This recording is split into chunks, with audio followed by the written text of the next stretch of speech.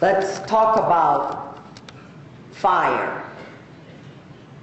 Where there is no fire, to light a fire. Where there has been fire, to blow on the coals so that the fire will come anew.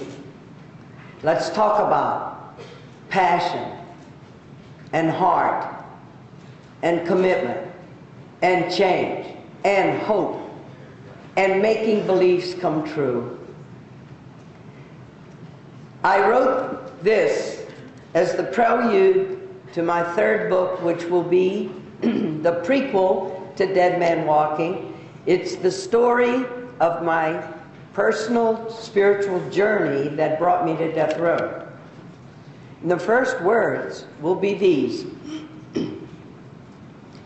They killed a man with fire one night, strapped him in an oaken chair, and pumped electricity through his body. His killing was a legal act because he had killed.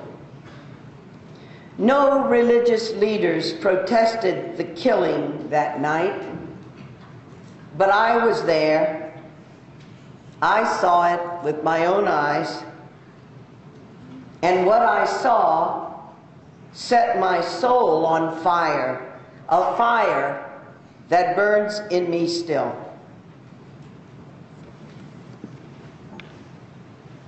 I first awakened because of my religious faith in Jesus that I needed to be on the side of poor people. That I had grown up as a young woman in Louisiana in white privilege with African American servants, private school, and in my own city of New Orleans.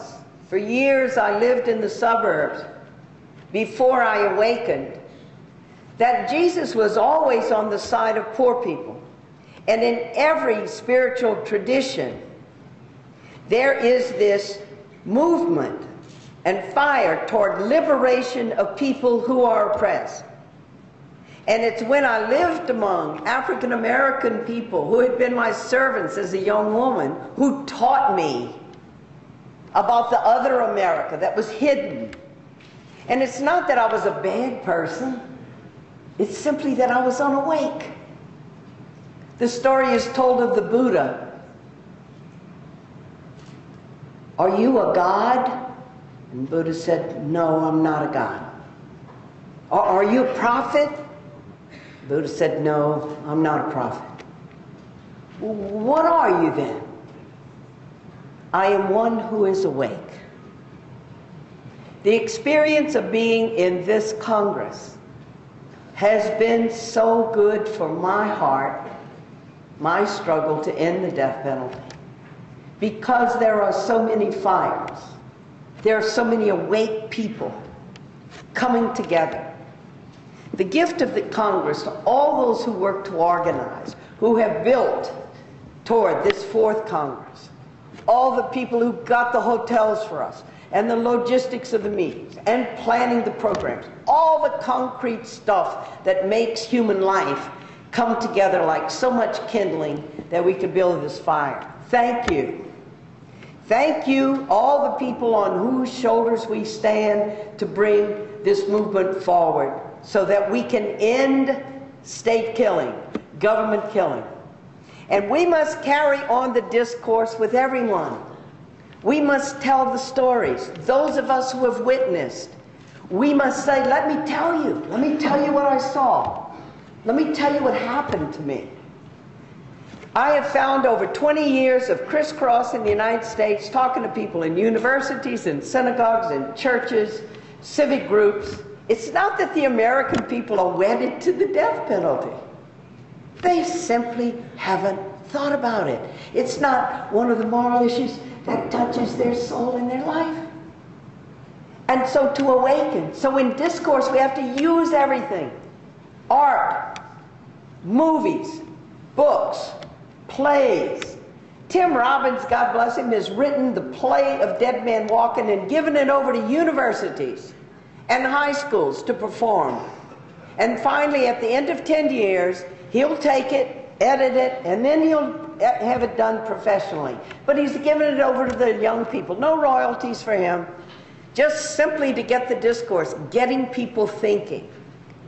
And I have been amazed that people can change once they hear, once we bring them there. And yes, they need to know the facts. They don't have a clue about how the death penalty works in the United States. They don't have a clue about its racism, that overwhelmingly it's applied when you kill white people.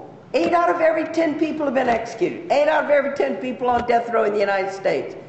It's because they kill white people. When people of color are killed, nobody bats an eye.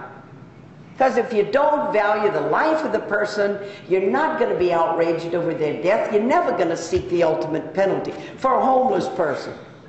Or people of color, who are 50% of all homicides. In New Orleans, 90% of the people killed are people of color. And the death penalty is rarely sought.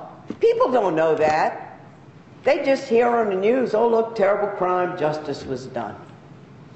Those of us who are close must bring them there, and that is what we do as human beings. Human rights is the path. It is the beacon. Human rights. And my first teachers were not members of my church. My first teachers were Amnesty International and those who work for human rights. Because human rights are inalienable to human beings. They cannot be alienated away. They're not given by governments to people for good behavior or taken away from people for bad behavior. Inalienable human rights. And that is something we can all stand on, regardless of whether people go to church or have religious beliefs. Human rights is the road into the future. And everybody sitting under this roof today is working toward that end. And that is a fire. And I thank you for what you've given me in these days, for the plans that we have designed together, for the resources that come to help us. It's very hard to get money for the death penalty in the United States. Foundations don't give you money.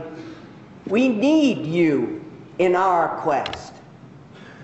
These kids against the death penalty, they had to mortgage their house to go and be with their uncle, with Terry's brother, when they came within hours of killing him. They need our help, not just the pat on the back, but they need concretely resources.